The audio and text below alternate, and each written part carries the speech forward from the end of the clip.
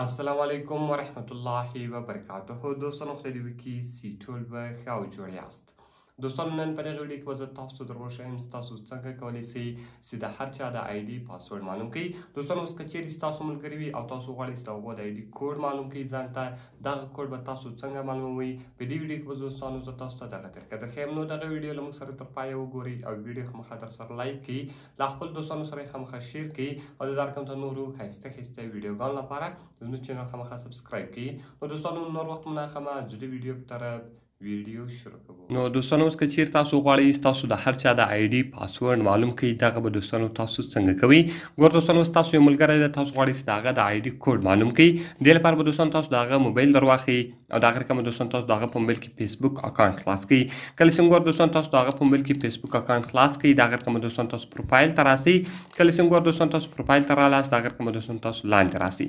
نو کله چې ګور دوستانو دلته تاسو لاندې راسئ، دلته دوستانو د سیټینګ اینډ پریویسي په نامه یو اپشن ده، دلته به دوستانو تاسو په دې باندې کلیک وکړئ او د هغه رقم ګور دوستانو سیټینګز ته پریویسي شارټ کټ سو، یور ټایم آن فیسبوک سو، ډارک موډ سو، لینګویج سو او کوډ جنریټر سو. دلته به دوستانو تاسو راسئ، په کوډ جنریټر باندې به دوستانو تاسو کلیک وکړئ. کله چې ګور دوستانو تاسو په کوډ جنریټر باندې کلیک وکړئ، دلته نو کله چې ګور دوستانو دغه کوډ تاسو ته راواړوي، دغه 6 عدده کوډ ده، په دغه کوډ باندې دوستانو تاسو د هر چا د فیسبوک آی ډي خلاصولی شئ. اوس دوستانو که تاسو د هر چا په موبایل کې دا کوډ راواړوئ، د هر چا په آی ډي کې مې راواړوئ، په دغه پاسورډ سره هم دوستانو تاسو کولی شئ چې تاسو د هغه آی ډي خلاصه کړئ.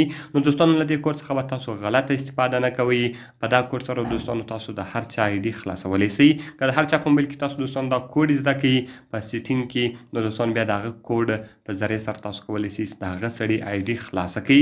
نو دوستانو که مې ویډیو خوښ شوي ویډیو خامخا در سره لایک کړئ، له خپل دوستانو سره یې خامخا شیر کړئ او د دا رقم ته نورو ښایسته ښایسته ویډیوګانو لپاره زموږ چینل خامخا سبسکرایب کړئ. دوستانو میلاویږو په نورو ښایسته ښایسته ویډیوګانو کې، په دعاګانو کې مې یاد ساتئ.